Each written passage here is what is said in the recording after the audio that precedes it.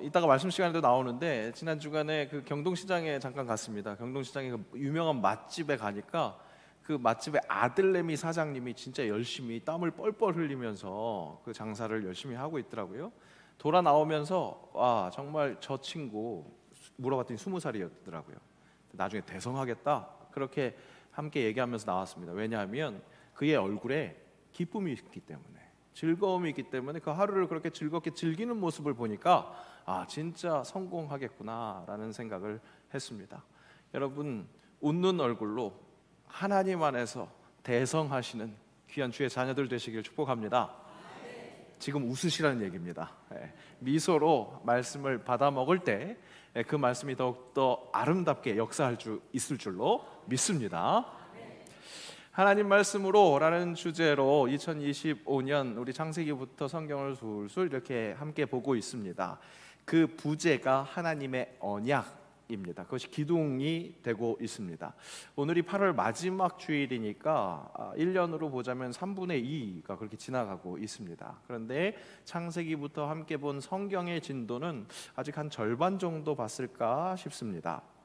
다시 돌이켜보면 1월, 2월 우리는 창세기를 다루고 3월에는 사순절 기간이기 때문에 예수님의 고난과 또 부활까지를 기다리는 그런 기간이었기 때문에 예수님의 이야기인 오른쪽 서가 신약 성경에 있는 복음서를 함께 다뤘습니다. 그랬다가 다시 구약 성경에 있는 왼쪽 서가에 그 출애굽기로 돌아와서 모세오경을 거쳐서 다음 줄 이 역사서를 좀 스피디하게 그렇게 지나왔습니다. 그리고 지난주 시편을 다룸으로써 세 번째 줄에 있는 시가서에 진입했고요. 오늘은 그 시가서 중에 하나인 전도서 말씀을 함께 나눕니다. 이 시가서라고 하면 산문체가 아니라 운문체로 되어 있거나 아니면 격언 모음집 같은 그런 책들을 이렇게 시가서로 분류해서 하나로 묶어놓은 그런 책들이라고 할 수 있겠습니다. 그 중에 전도서는 솔로몬의 말년에 쓰여진 것으로 전해져 있습니다.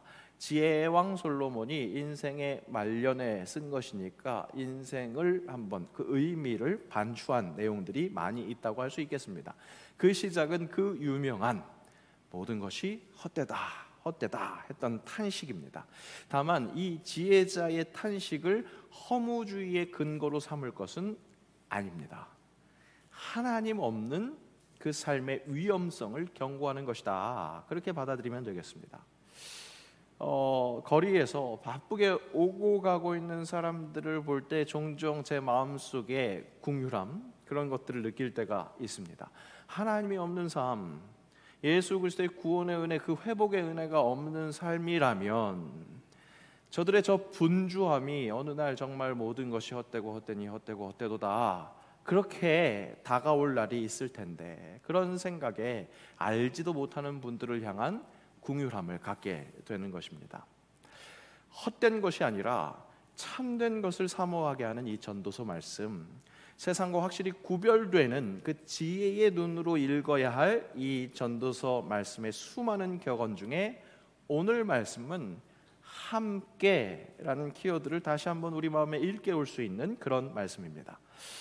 지난주 청년부 수련회, 저 위에 이 사이드에 있는 사진이 청년부 수련회 때 사진인데, 마치 라디오 프로그램처럼 사연을 이렇게 나누면서 함께 나누는 그런 시간이 있었는데, 감사하게도 그 시간에 저를 스페셜 게스트, 특별 손님으로 초대해 주셔서 함께 그 이야기를 나눌 수 있는 시간이 있었습니다. 청년들에게 그렇게 인사했어요. 스페셜 게스트, 이렇게 좀 서프라이즈로 나오는 손님인데 별로 특별하지 않아서 죄송하다고, 별로 기대감이 없는 손님이라서 죄송하다고 그렇게 이야기를 하면서 제가 주로 전하는 어떤 그런 메시지들도 또 저 개인적인 얘기들도 함께 나눌 수 있는 그런 시간이었습니다. 질문 중에 제게 감동이 되는 성경 구절, 그 말씀 어떤 겁니까? 그렇게 질문하는 것이 있었는데 아주 바로 함께라는 키워드를 그렇게 내놓을 수 있었습니다. 기억하실지 모르겠습니다. 제가 청빙 과정을 통해서 처음 이 세영광교회에 설교하러 왔을 때 목회 비전을 제시하는 그 설교의 제목이 바로 함께였습니다. 제가 돌아보니까 함께하는 것에 뭐 달란트가 막 특출나서 이거 해야 됩니다, 이거 잘하니까 제가 이거 하자고 합니다, 이런 것은 아닌 것 같습니다. 함께하는 것 분명 쉽지 않은 겁니다. 하지만 우리 예수님이 처음부터 끝까지 함께를 외치신 분이시기 때문에 우리가 함께 보고 있는 이 말씀이 함께를 조명하고 있기 때문에 제가 전하는 메시지의 중점일 수밖에 없습니다. 예수님이 이 땅에 오실 것이라고 예고된 그 예수님의 육신의 아비 요셉에게 허락됐었던 수태고지, 예수님 이런 분이다 이렇게 알려준 것, 어떤 말씀이었는지 다시 한번 읽어볼까요? 함께 읽겠습니다. 보라, 처녀가 잉태하여 아들을 낳을 것이요 그의 이름은 임마누엘이라 하리라 하셨으니 이를 번역한즉 하나님이 우리와 함께 계시다 함이라. 그의 이름 임마누엘, 이게 하나님이 우리와 함께 계시다라고 가르쳐 주셨습니다. 이 세상에 그렇게 예고되신 예수님은 실제 이 세상에 오셔서도 함께 하는 것을 좋아하셨습니다. 이 땅에 오셔서 공생의 사역을 감당하셔야 되니까 12제자를 부르셨습니다. 우리는 12제자가 하나님의 복음을 전하는 데 쓰임받기 위해서 그렇게 불려졌다라고만 기억하기 쉽지만, 마가는 정확하게 예수님이 12제자를 부르신 목적을 이렇게 밝히고 있습니다. 함께 읽겠습니다. 이에 12를 세우셨으니 이는 자기와 함께 있게 하시고 또 보내사 전도도 하며 귀신을 내쫓는 권능도 가지게 하려 하심이러라. 전도도 하고 귀신도 내쫓는 그 권능도 주셨지만 예수님께서 12제자를 부르신 첫 번째 목적은 뭐라고요? 자기와 함께 있게 하시려 했다는 거죠. 그렇게 제자들과 또 죄인들과 함께 하시다가 처음 오신 목적, 초림의 그 목적대로 죽으시고 다시 살아나신 후에 하늘로 올라가십니다. 그리고 그 올라가시는 모습 그대로 다시 오실 것을 예고하시면서 이렇게 약속하셨습니다. 어떻게? 볼지어다 내가 세상 끝날까지 너희와 항상 함께 있으리라. 그렇게 약속하셨습니다. 시작부터 끝까지 함께인 겁니다. 왜 이렇게 함께 하신다고 약속하셨을까요? 하나님이 함께 하시는 것을 너무나 좋아하시는 분이기 때문에, 아니 더 정확하게 이야기하면 좋아하는 정도가 아니라 그 존재부터가 함께로 존재하시는 삼위일체 하나님이시기 때문에 그렇습니다. 성부, 성자, 성령 이 삼위의 함께함이 너무 좋아서 이루어진 일이 천지창조였습니다. 삼위의 하나님의 함께함을 이 피조 세계로 확장시키신 것, 그것이었습니다. 그리고 그 인간에게, 하나님의 형상대로 지음받은 인간에게 그 함께함을 누리게 되는 그 피조 세계의 청지기 역할을 맡기신 겁니다. 그런데 안타깝게도 그 청지기부터 죄를 범함으로 함께하지 못하는 존재가 됐습니다. 그렇게 불쌍한 존재를 위해서 성자 하나님 예수 그리스도께서 이 세상에 오셨습니다. 인류의 죄를 회복시키기 위해서 자기가 대신 죽으러 가는 그 길에 예수님은 대제사장적인 기도를 이렇게 올려드리는 것을 볼 수 있습니다. 함께 읽습니다. 나는 세상에 더 있지 아니하오나 그들은 세상에 있사옵고 나는 아버지께로 가옵나니 거룩하신 아버지여 내게 주신 아버지의 이름으로 그들을 보전하사 우리와 같이 그들도 하나가 되게 하옵소서. 삼위일체 하나님과 같이 우리도 하나가 되게 해달라고 마지막 죽으러 가는 길에 이 세상을 위해, 인류를 위해서 기도하실 때 이렇게 기도하시는 것이죠. 그렇습니다. 예수님이 이 땅에 오시고 죽으시고 다시 사시고 다시 오신다 약속하신 이 모든 구원의 사역의 목적은 하나님 중심으로 우리 모두가 다시 함께하는 것, 하나가 되는 데에 그 목적이 있다고 할 수 있다는 겁니다. 그렇다면 우리가 살아가는 모습이 점점 더 우리 함께 이런 모습이 되어야 하겠습니다. 그런데 안타깝게도 우리의 세태는 그것과는 정반대의 흐름으로, 더군다나 날이 가면 갈수록 더욱더 거세게 그렇게 흘러가고 있습니다. 보시는 표와 같이 대한민국의 1인 가구가 꾸준히 증가하고 있습니다. 보시는 표는 2023년 기준인데요, 2024년 11월 기준으로는 우리나라 총 2,300만 가구 중에 804만 가구가 1인 가구로 전체 가구의 36.1%를 차지하고 있습니다. 3분의 1이 넘은 겁니다. 혼자 사는 집이 3분의 1이 넘은 겁니다. 증가 원인은 고령화도 원인일 수 있고, 또 이 결혼을 기피하는 것, 그런 것이 원인이 될 수 있습니다. 그러니까 1인 가구의 원인은 남녀노소 여기저기에서 다 있을 수 있다는 거죠.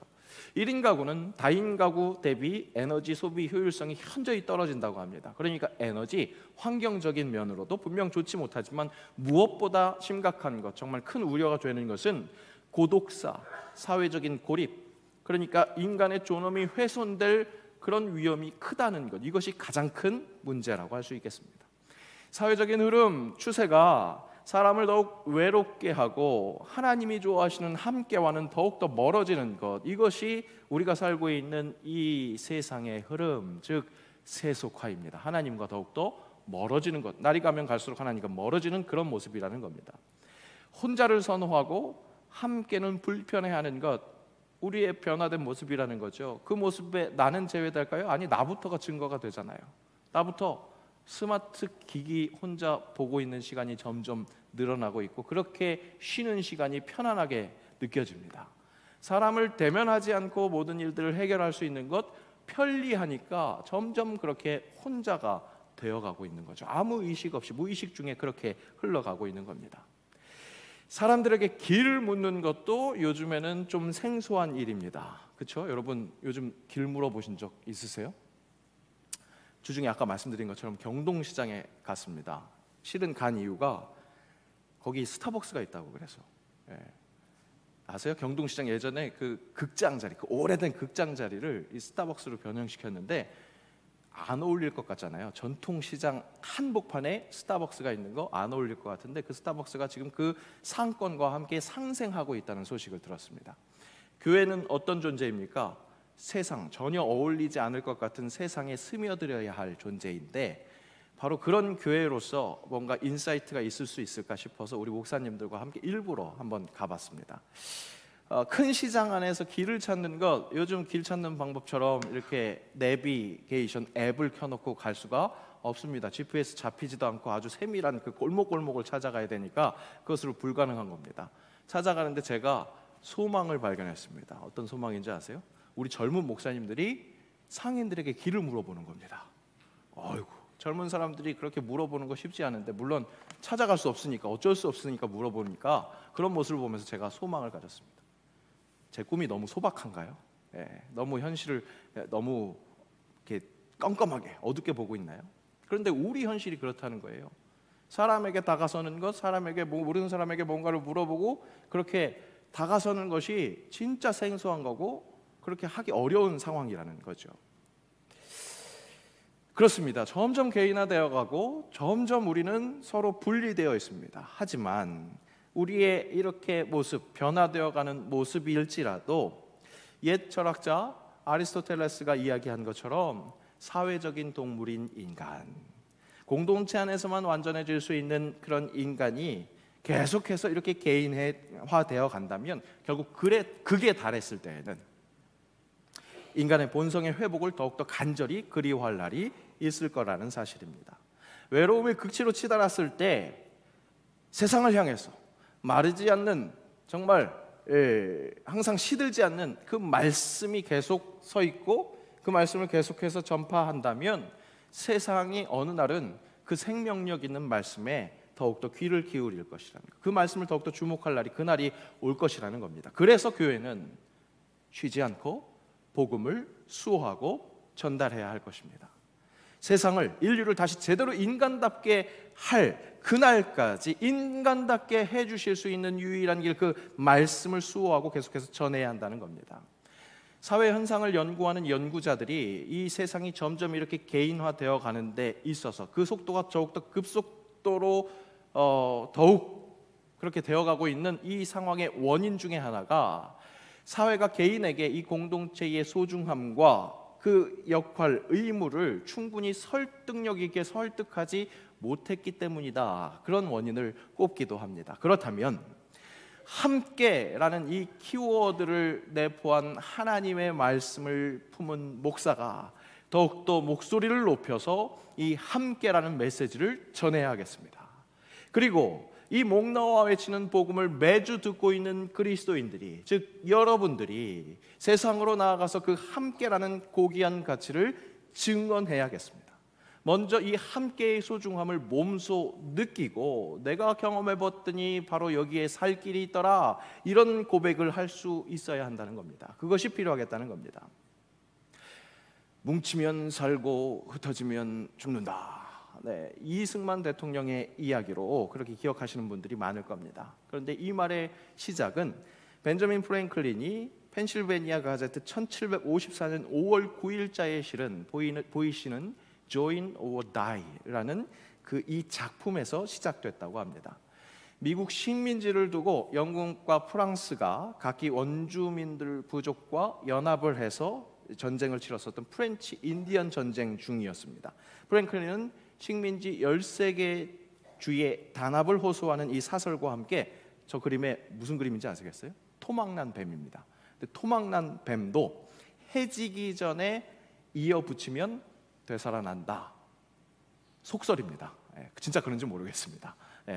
어쨌든 뱀도, 토막난 뱀도 해지기 전에 이어붙이면 붙인다라는 그 속설을 가지고 목판화로 저 작품을 그린 겁니다. 이 카툰은 10년 있다가 부활하고 19세기 남북 전쟁 당시에 북부 연방파와 남부 연방파가 각기 그들의 대의를 상징하는 그런 문양으로 쓰기도 했습니다. 바로 그것을 이승만 정권이 방공구어로 뭉치면 살면 흩어지면 죽는다로 활용했다는 겁니다.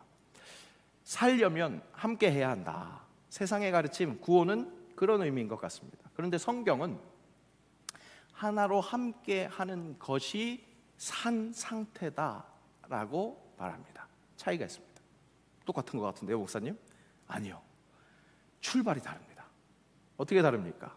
함께 하나 되는 것이 생존을 위한 선택이다, 그렇게 제시하는 것이 세상의 가르침이라면 생명의 전제가 함께다, 완전히 다른 이야기입니다. 그러니까 훨씬 당연한 것으로, 함께를 더욱더 당연한 것으로, 이미 주어진 생명을 수호해야 한다는 그런 강조의 말씀이 성경 말씀이라는 겁니다. 어떤 말씀이 그런 의미를 더욱더 뚜렷하게 내포합니까? 고린도전서 말씀 함께 읽겠습니다. 너희는 그리스도의 몸이요 지체의 각 부분이라.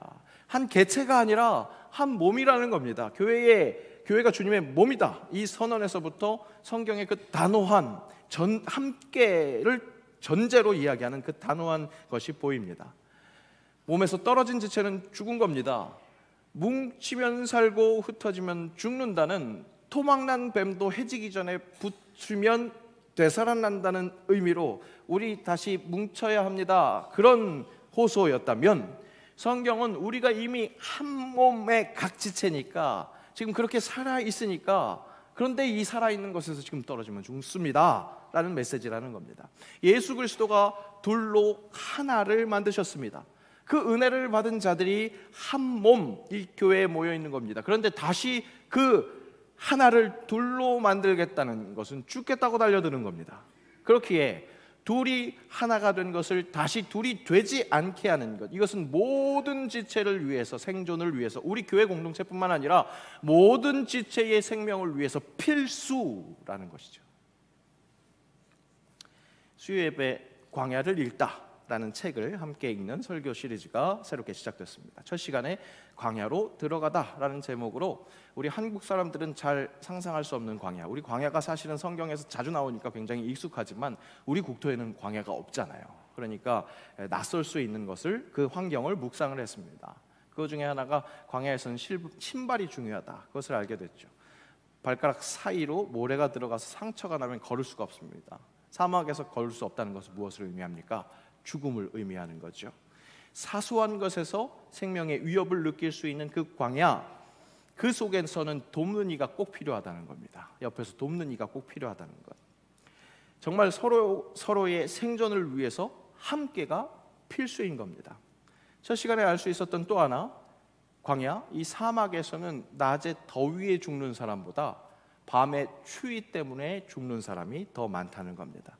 한낮의 더위는 그늘에서 이렇게 피해갈 수 있지만 한밤의 추위는 뭐 어떻게 할 수 없는 더 정말 위협적인 것이라는 거죠. 자, 그런 광야를 배경 삼아서 오늘 전도서 말씀을 다시 보면 생존을 위한 필수로 이 함께가 진짜 실감나게 다가올 수 있다는 거죠. 한번 사막을 배경으로 오늘 말씀 한번 읽어볼까요? 함께 읽습니다. 혹시 그들이 넘어지면 하나가 그 동물을 붙들어 일으키려니와 홀로 있어 넘어지고 붙들어 일으킬 자가 없는 자에게는 화가 있으리라. 또 두 사람이 함께 누우면 따뜻하거니와 한 사람이면 어찌 따뜻하랴. 문자적으로만 보면 함께 누우면 좀 따뜻하다, 따뜻하려면 함께 해야 된다, 그렇게 생각할 수 있지만 조금 헐렁하게 말하는 것 같지만 그 말씀을 저 배경, 저렇게 사막의 배경으로 놓고 보면 함께는 생존을 위한 필수라는 것이죠. 황금이 아니라 물을 구해야 하는 광야입니다. 케이크가 아니라 만나를 구해야 하는 광야입니다. 곳간에 곡식을 채우는 것이 아니라 일용할 양식을 구해야 하는 광야입니다. 광야 같은 세상을 살아가고 있는 우리 모두에게 물, 만나, 일용할 양식만큼이나 필수 요소가 함께라는 것이라는 겁니다. 오늘 말씀 12절 말씀 다시 한번 읽어볼까요? 함께 읽습니다. 한 사람이면 패하겠거니와 두 사람이면 맞설 수 있나니 세 겹줄은 쉽게 끊어지지 아니하느니라. 한 사람이면 패한대요. 인생 속에 패하는 건 뭘까요? 사망이죠. 죽음입니다. 두 사람이면 맞설 수 있대요. 그런데 세 겹줄 예수 그리스도로 회복된 그 그리스도인들의 모임, 하나님 중심으로 함께하는 이 교회 공동체라면 승리할 수 있습니다. 죽지 않고 살 수 있습니다. 말씀하는 겁니다. 아직 예수 그리스도를 경험하지 못한 솔로몬은 세 겹줄이면 쉽게 끊어지지 않아요, 약간 그렇게 부드럽게 좀 소극적으로 이야기하는 것 같습니다. 하지만 부활하신 예수 그리스도를 직접 목격하고 만난 사도 바울은 확신을 가지고 이렇게 선포하는 것을 볼 수 있죠. 함께 읽겠습니다. 내가 확신하노니 사망이나 생명이나 천사들이나 권세자들이나 현재일이나 장래일이나 능력이나 높음이나 기쁨이나 다른 어떤 피조물이라도 우리를 우리 주 그리스도 예수 안에 있는 하나님의 사랑에서 끊을 수 없으리라. 그리스도 예수 안에 있는 하나님의 사랑, 세 겹줄 안에서 힘을 받을 때 그 속에서 끊어질 사람 없다. 하나님 말씀 분명하게 말씀합니다. 성령으로 하나 되게 하신 이 세 겹줄, 교회에서 서로가 서로에게 그 세 겹줄임을 계속 확인시켜 주는 것, 이것이 필요하겠습니다. 어제 아들의 피아노 학원에서 열린, 아들 피아노 학원 다니거든요. 거기에서 한 하우스 콘서트에 참석했습니다.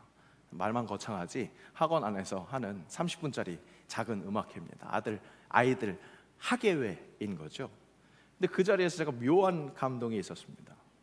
정말 여러분, 제대로 된 음악회, 그것은 내 돈을 내고 그 뛰어난 아티스트들의 음악으로 감동받고자 하는 자리입니다. 돈만큼 감동을 받지 못하면 본전이 생각나기 때문에 굉장히 예민하게, 민감하게 듣습니다. 그렇게 민감하게 들으려고 하는데 옆에 있는 사람들이 부시락거려요. 막 핸드폰이 울려요. 그럼 짜증이 나죠. 그죠? 그런 민감함 속에 신경이 곤두서 있습니다. 그렇게 열심히 듣고 있는데 행여나 연주자의 연주가 기대 이하이다? 그러면 감동받는 게 아니라 정말 화가 납니다. 자, 그런 관객을 감동시키려면 연주자는 정말 완벽하게 실력으로 승부해야 합니다. 그렇죠? 관계가 없는 그런 실력으로 승부해야 하는 그런 승부의 세계는 정말 냉엄한 겁니다. 우리 호산나 찬양대 지휘자 이경희 집사님은 그런 냉엄함 속에서 연주를 하는 거예요.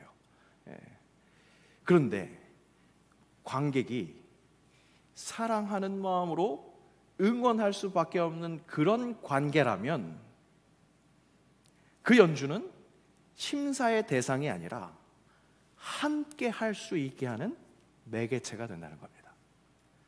아들의 연주뿐만 아니라 그의 친구들의 연주도 다 함께, 다 부모 응원해야 되는 사람들이잖아요.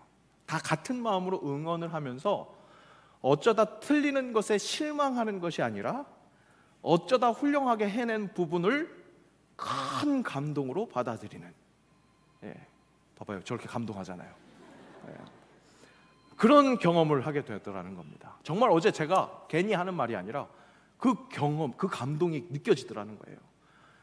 아무리 비싼 그 음악회에서 느낄 수 있는, 사람이 그 본능적으로 갖고 있는 미적 추구 때문에 돈을 주고라도 내가 그 감동을 받고 싶어서 간 그런 음악회에서 경험하는 그런 감동보다 내가 함께 하고 있을 때에 주는 그 감동이 30배, 60배, 100배 내가 진짜 목사 되기 잘했구나, 그런 생각이 들었습니다.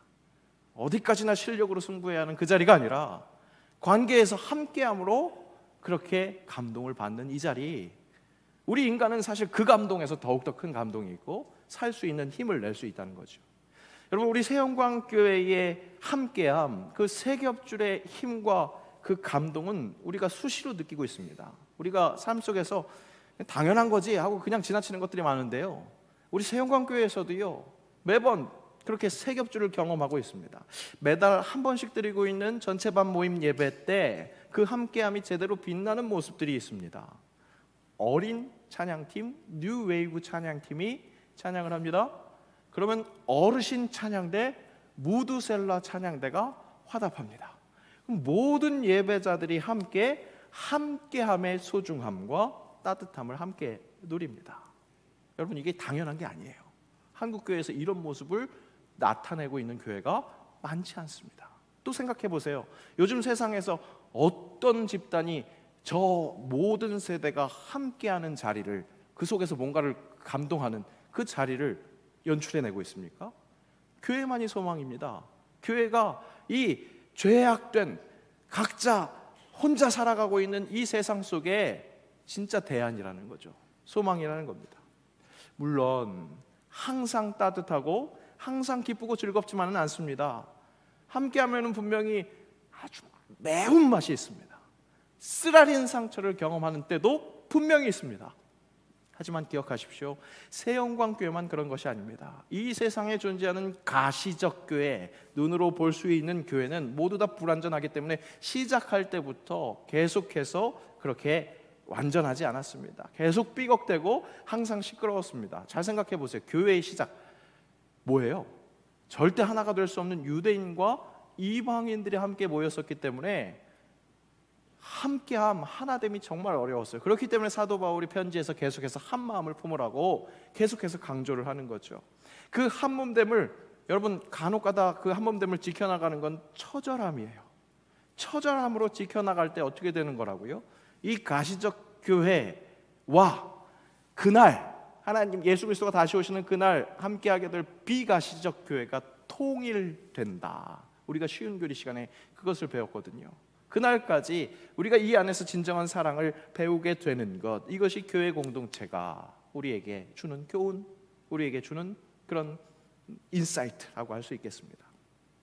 오늘도 자충우돌하고 있는 우리 교회에게 랠리 오스본이 쓴 책 스티키 처치, 우리말로 하면 끈끈한 교회는 우리에게 세 겹줄을 어떻게 더 든든히 붙들 수 있는지 아주 구체적으로 전략을 제시합니다. 대명령을 수행하고 예수님의 모든 명령을 진정으로 가르치려면 교회가 끈끈해야 한다. 교회는 이미 교회에 오는 사람들을 붙잡아야 합니다. 설교 기반 소그룹 모델을 사용하여 우리 교회의 뒷문을 꽝 닫으십시오. 무슨 말씀입니까? 교회 공동체를 그냥 무미건조하게 예배만 드리고 그냥 헤어지는 그런 공동체로 대하는 것이 아니라 말씀 중심으로 서로를 끈적끈적하게 세 겹줄을 그렇게 짱짱하게 짜야 한다는 겁니다. 그때 개인적으로 힘든 일이 있을지라도 예수님과 멀어지지 않게 하는 것, 그렇게 새지 않게 그물을 짱짱하게 매는 것이 이 공동체 안에서 말씀으로 교제하는 것이라는 겁니다. 공동체로 모이는데 힘쓰십시오. 밤 모임에 힘쓰시고요. 새로 하는 클럽 리더스에서도 또 모든 자치기관에서도 함께 모이는데 세상 동호회처럼 그냥 모이니까 좋더라가 아니라 그 속에 중심을 잡고 계시는 예수 그리스도 하나님의 말씀을 중심으로 모이는 것, 이건 무엇을 위함입니까? 개인의 세속적인 성공을 위함? 아닙니다. 교회 공동체의 양적인 부흥을 위함? 아닙니다. 온전히 하나님 형상대로 지음받은 우리가 예수 그리스도로 회복되어서 이 땅에서 누리는 하나님의 나라를 누리고 결국에는 영생, 천국을 만끽하게 되는 것, 그날을 바라보기 위함입니다. 말씀으로 끈적하게 연결되는 공동체를 꿈꾸기를 축복합니다. 말씀이 우리의 행복을 위함이라는 거 여러분 잊으셨어요? 다시 읽게 드릴까요? 신명기 말씀 함께 읽겠습니다. 내가 오늘 내 행복을 위하여 내게 명하는 여호와의 명령과 규례를 지킬 것이 아니냐. 행복을 위해 명령과 규례, 말씀이 허락됐다는 거예요. 그 행복을 보시는 사진과 같이 함께 할 때, 그 말씀을 함께 누림으로 함께 끈적끈적한 교회가 될 때, 진정 그런 세 겹줄이 함께 되어줄 때, 주님 오시는 그날까지 우리가 이 땅에서 천국을 누리며 천국을 기대하는 삶 살 수 있다는 사실입니다. 새영광 공동체가 정말 짱짱한 끈적끈적한 그 어느 하나 세어나갈 수 없는 세 겹줄이 되어주는 진정 주님의 몸된 교회, 살아있는 공동체가 되기를 바라고 그렇게 될 수 있을 줄로 믿습니다. 함께 기도하겠습니다. 둘로 하나를 만드신 예수 그리스도에게 끈적하게 붙어있는, 그래서 죽지 않고 영생을 누리는 생명들 되게 하옵소서. 우리가 사랑하고 무엇보다 하나님께서 사랑하셔서 독생자 예수 그리스도의 피값으로 사신, 그렇게나 사랑하신 이 새 영광 교회가 더욱 끈끈하고 짱짱한 그런 세 겹줄이 되기를 원하오니 말씀으로 서로를 행복하게 하는 공동체 되게 하옵소서. 새 영광 교회 한 분 한 분이 그렇게 서로를 내 몸과 같이 사랑하는 성도들 되게 하옵소서. 예수님의 이름으로 기도합니다. 아멘.